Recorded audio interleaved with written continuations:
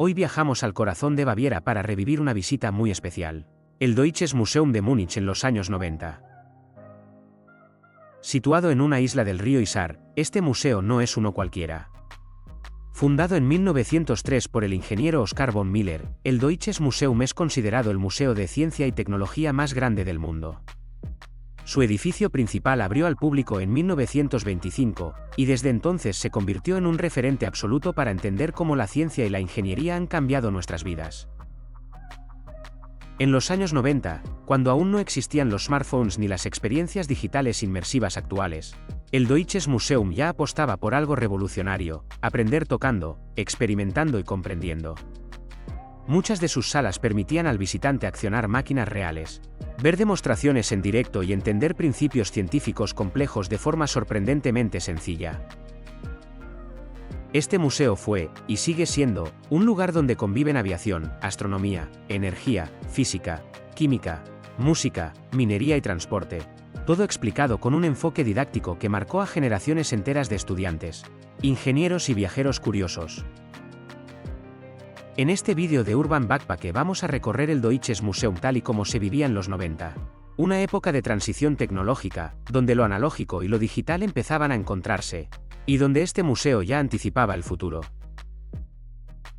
Ponte cómodo, porque comenzamos un viaje en el tiempo por uno de los templos científicos más importantes de Europa.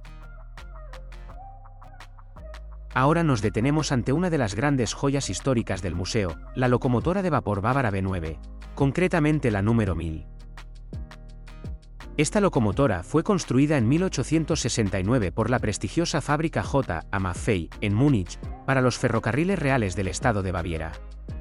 Pertenece a la serie B9, un modelo que marcó un antes y un después en el transporte ferroviario alemán. La B9 está considerada la primera locomotora alemana diseñada específicamente para trenes rápidos de pasajeros, en una época en la que el ferrocarril todavía estaba en pleno desarrollo. Esta máquina representó un salto tecnológico enorme. Podía alcanzar velocidades cercanas a los 90 km por hora, algo extraordinario para la segunda mitad del siglo XIX. Su diseño responde al esquema 2-4-0, pensado para ofrecer estabilidad a alta velocidad y un funcionamiento más suave en largas distancias.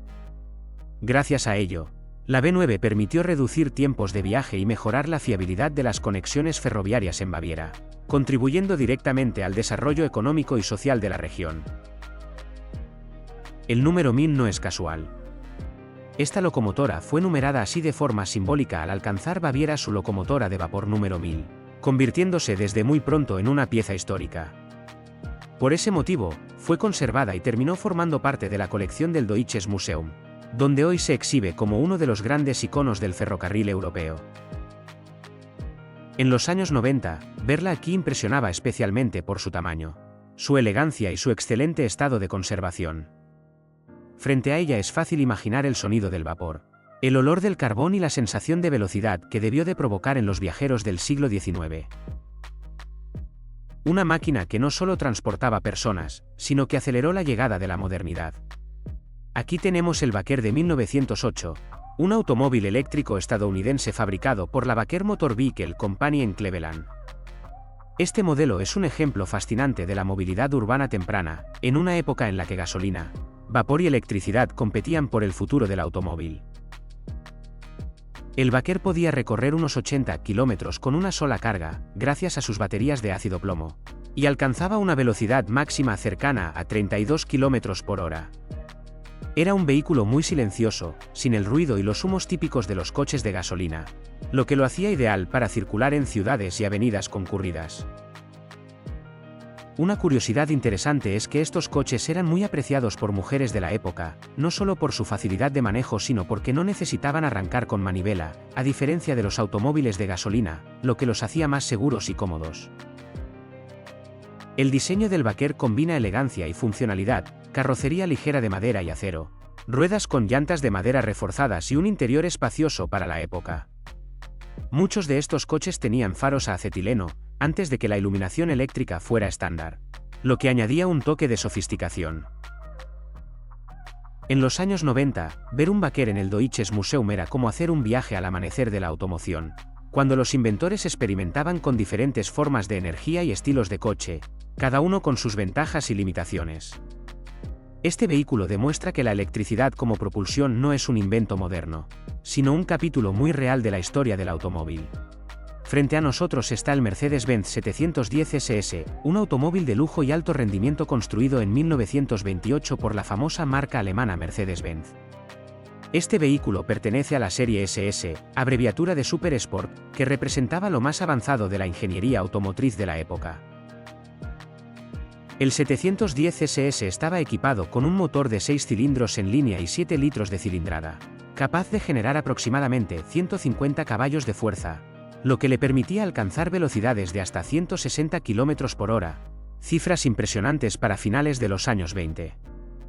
Su chasis estaba diseñado para ofrecer estabilidad y confort, combinando lujo y deportividad en una época en que los coches todavía eran prácticamente artesanales.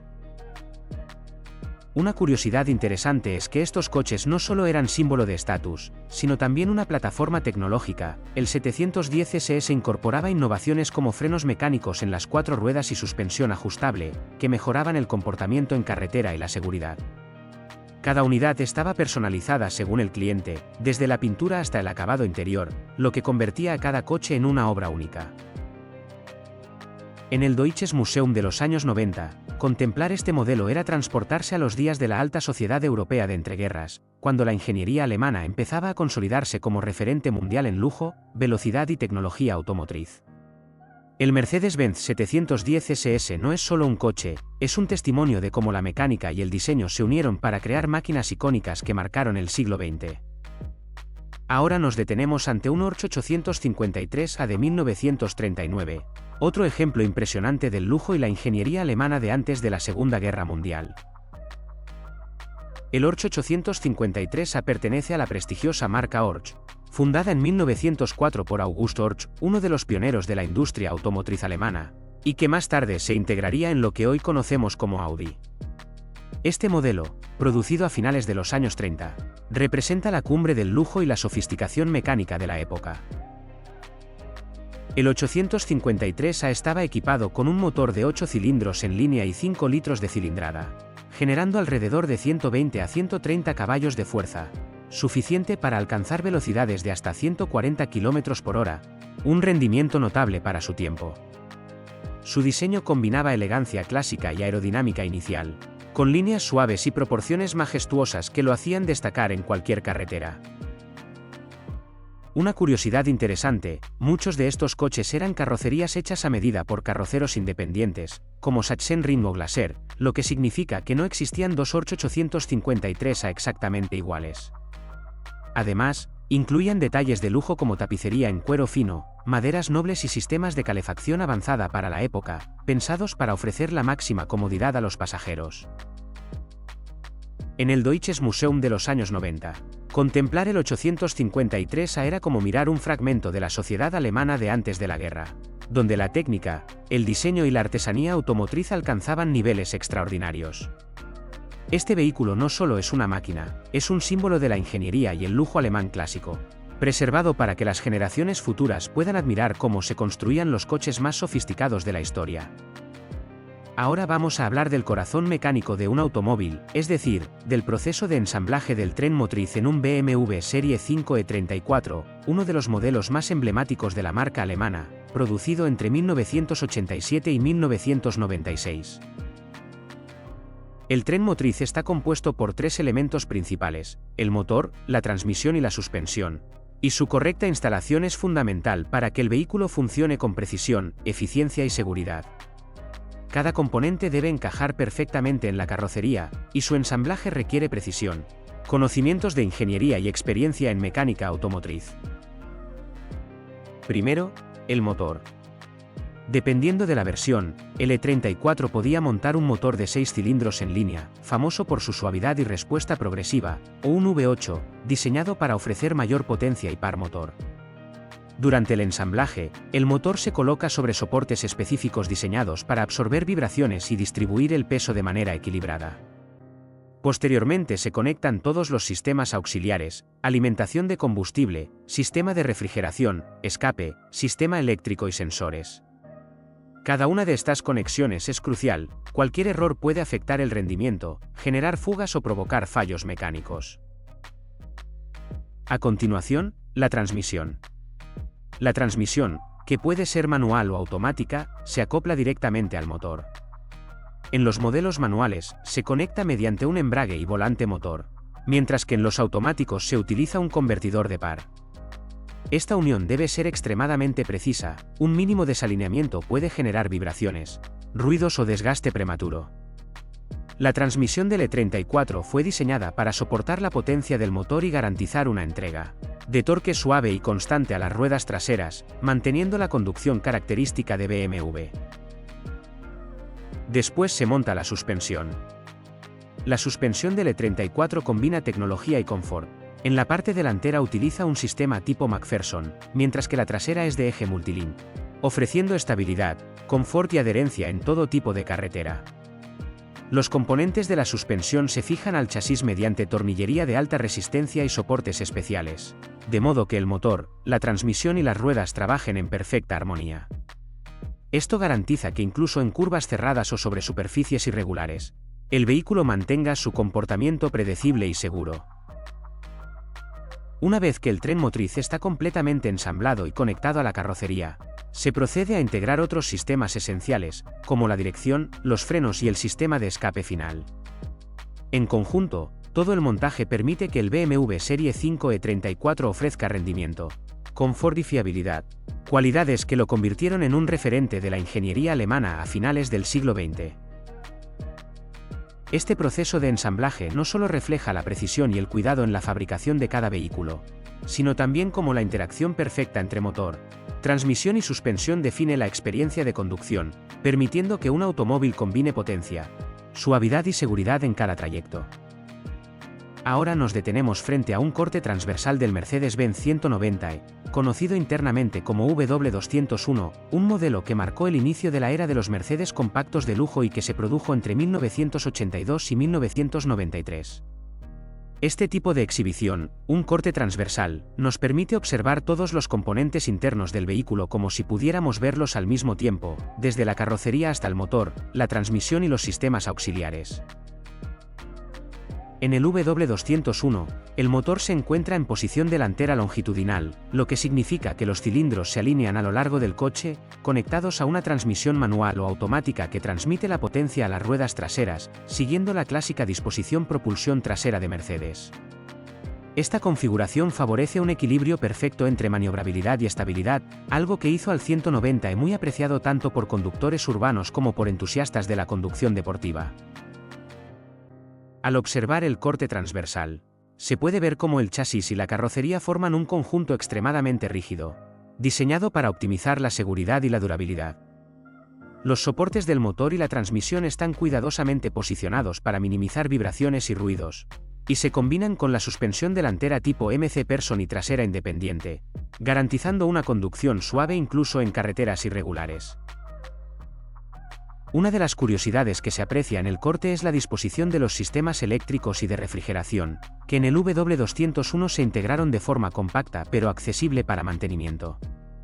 También se pueden ver los elementos de seguridad activa y pasiva, como los refuerzos laterales y los puntos de absorción de impactos, que en su momento representaron un avance tecnológico importante en vehículos de su segmento. El corte transversal permite, además, observar el interior del sistema de frenos y dirección, así como el recorrido del escape y del sistema de alimentación de combustible, mostrando cómo todos los componentes trabajan de manera sincronizada.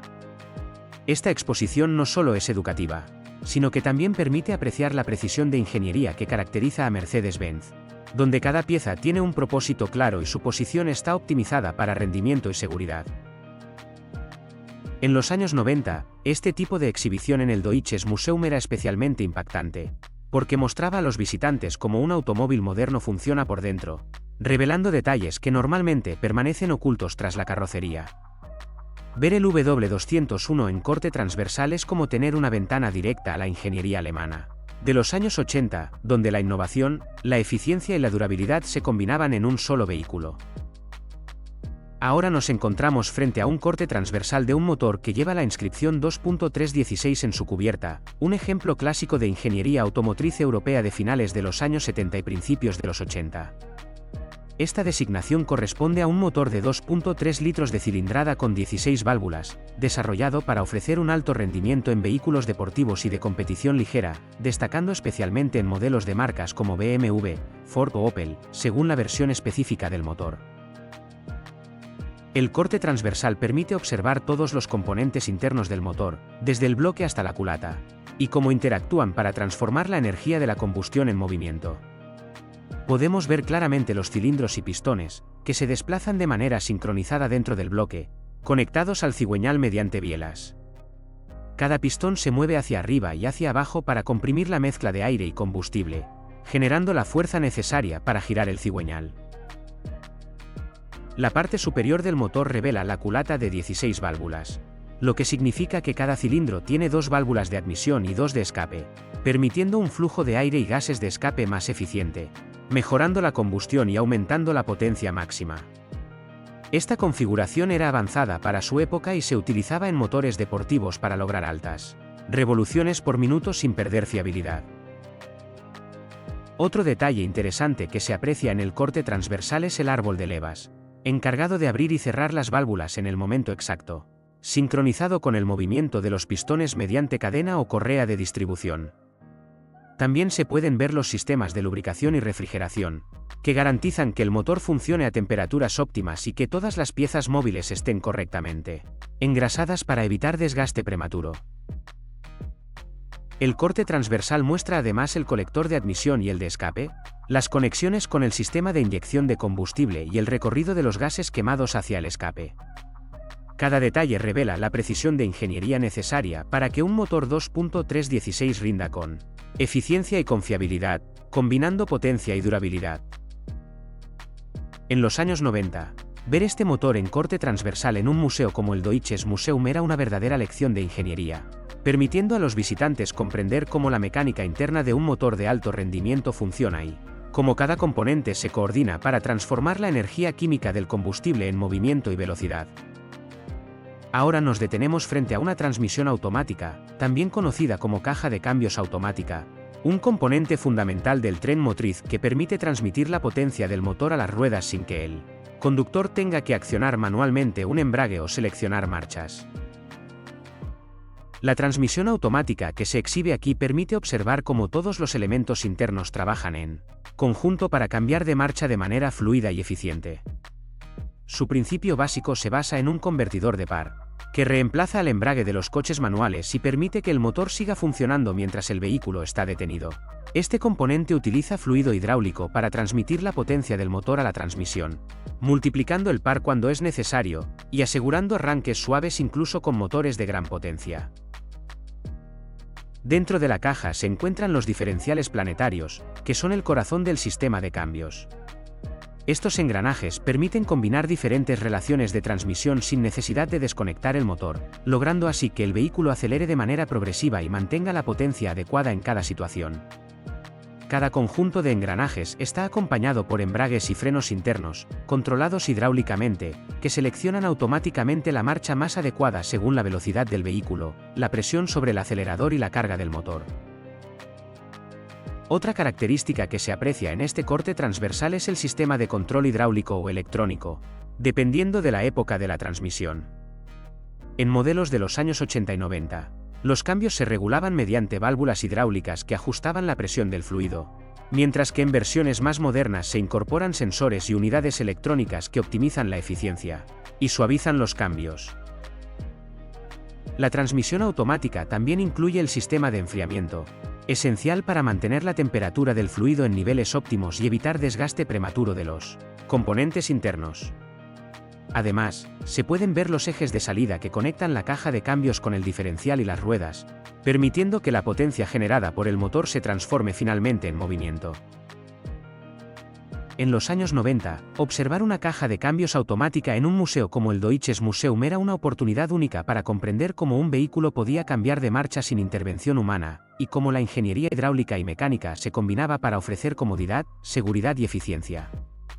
Este componente no solo mejora la experiencia de conducción, sino que también representa un avance tecnológico clave en la historia del automóvil, que ha permitido que los coches sean más accesibles y fáciles de conducir en entornos urbanos y carreteras.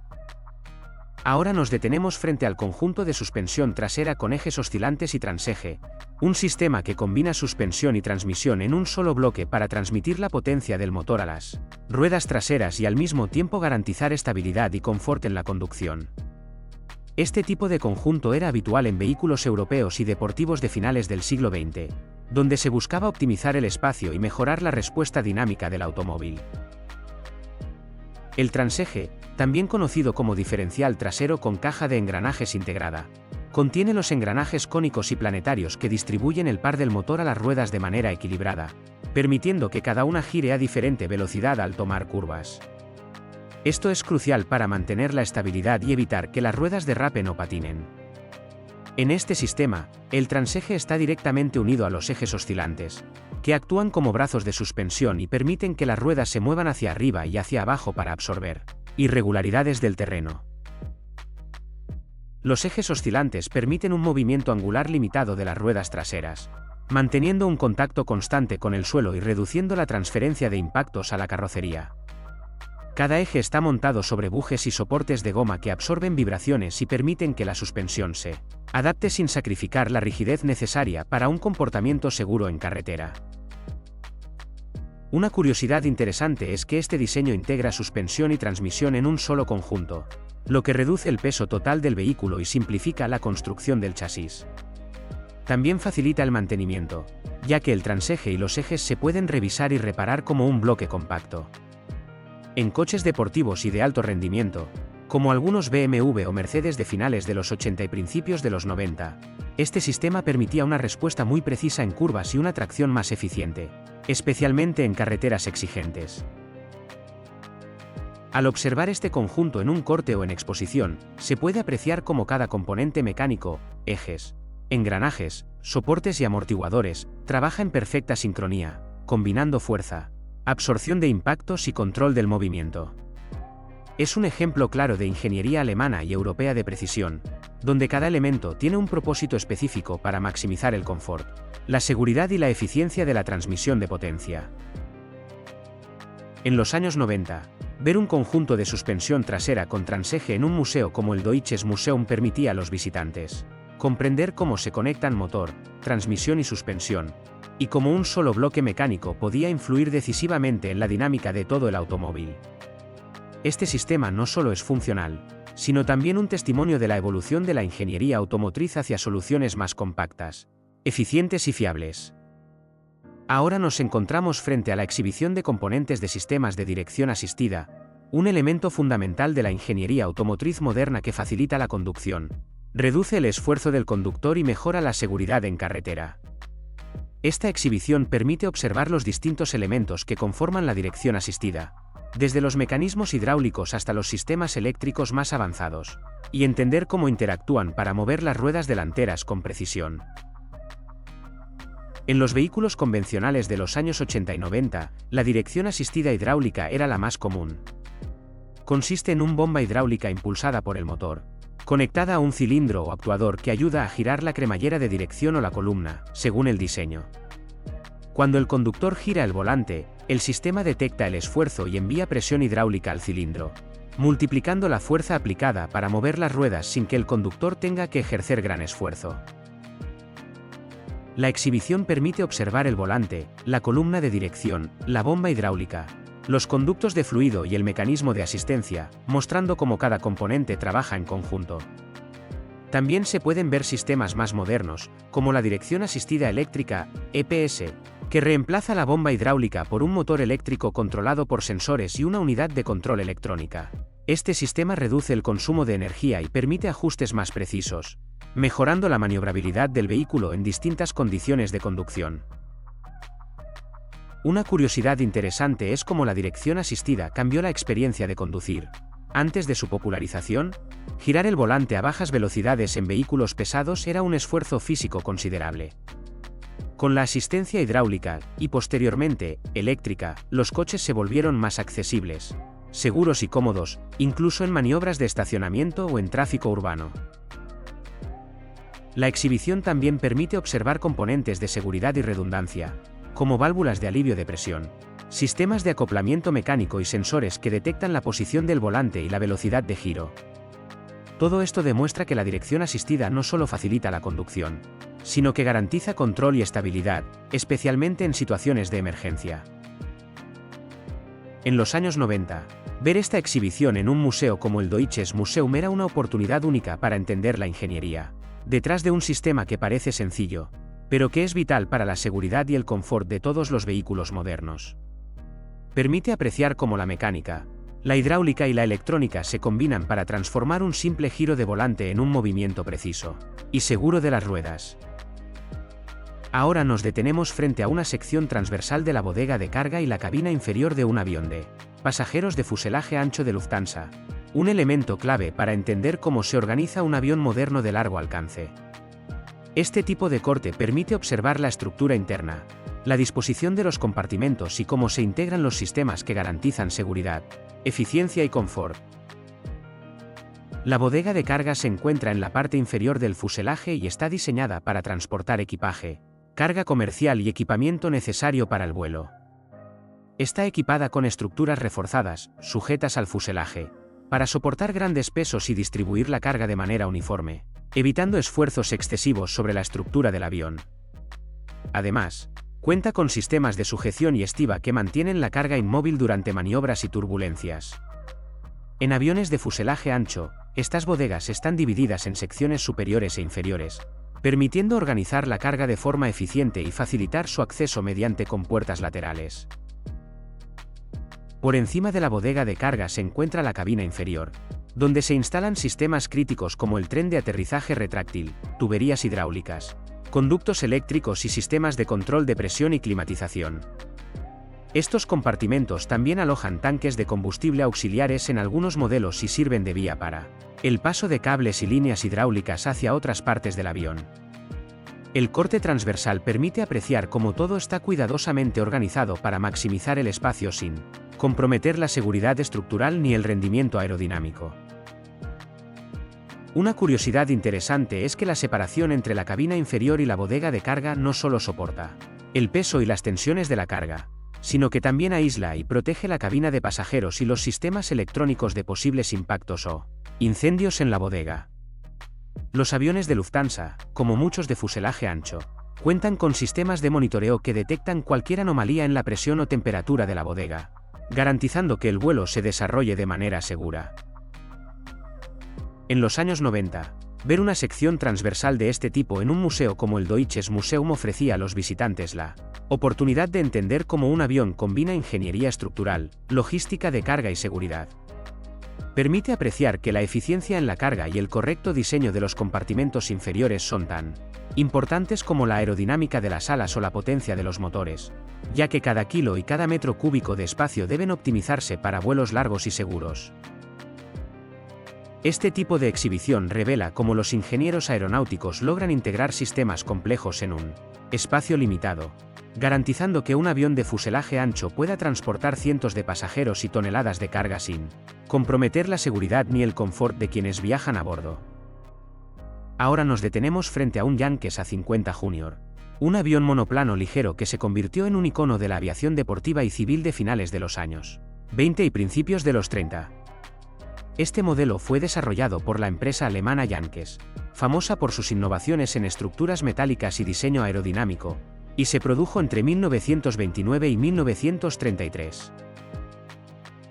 El A-50 Junior fue diseñado como un avión biplaza de entrenamiento y deporte, con cabina abierta y configuración monoplano cantilever de ala baja, lo que significa que no necesitaba soportes externos para las alas, ofreciendo así menor resistencia al aire y mayor eficiencia aerodinámica.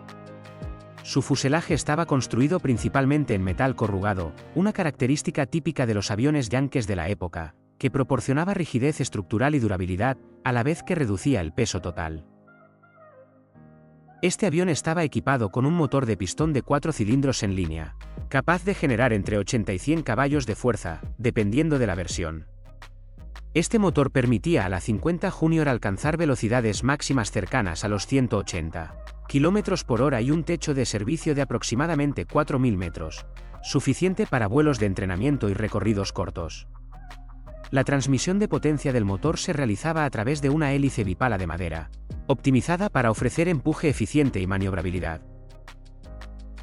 Una de las curiosidades más interesantes de este avión es que su cabina abierta permitía que el piloto y el pasajero disfrutaran de una experiencia de vuelo directa, sintiendo el aire y las condiciones del entorno, algo muy apreciado por los entusiastas de la aviación deportiva.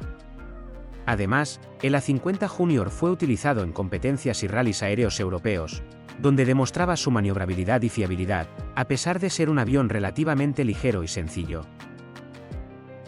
El diseño del tren de aterrizaje era fijo, con ejes de ruedas principales reforzados y amortiguadores de goma, que permitían aterrizajes seguros en pistas cortas o campos improvisados, muy comunes en la época. El timón y los alerones estaban construidos con estructura metálica cubierta de tela, lo que ofrecía control preciso sin añadir peso innecesario. En los años 90, ver un Yankee A-50 Junior en un museo como el Deutsches Museum era una ventana al apogeo de la aviación deportiva alemana de entreguerras. Permitía a los visitantes comprender cómo la combinación de tecnología metálica, diseño aerodinámico y simplicidad mecánica hacía posible que un pequeño avión fuera confiable, eficiente y divertido de pilotar.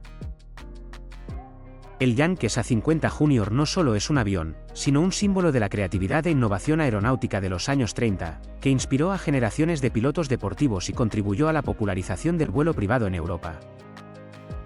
Hemos recorrido algunas de las piezas más emblemáticas del Deutsches Museum de Múnich, desde locomotoras de vapor hasta aviones históricos, pasando por motores, transmisiones y sistemas de suspensión que marcaron la historia de la ingeniería. Sabemos que hemos dejado mucho por ver, porque este museo es enorme y cada sala ofrece descubrimientos únicos. Desde vehículos antiguos hasta innovaciones científicas, cada exposición permite aprender, sorprenderse y comprender cómo la ciencia y la tecnología han transformado nuestra vida cotidiana. Por eso, si te apasiona la historia de la ingeniería, la mecánica, la aviación o simplemente eres un curioso de la tecnología, te recomendamos visitar el Deutsches Museum. Allí podrás explorar con detalle cada sección, interactuar con muchas exhibiciones y sumergirte en un viaje fascinante por siglos de innovación.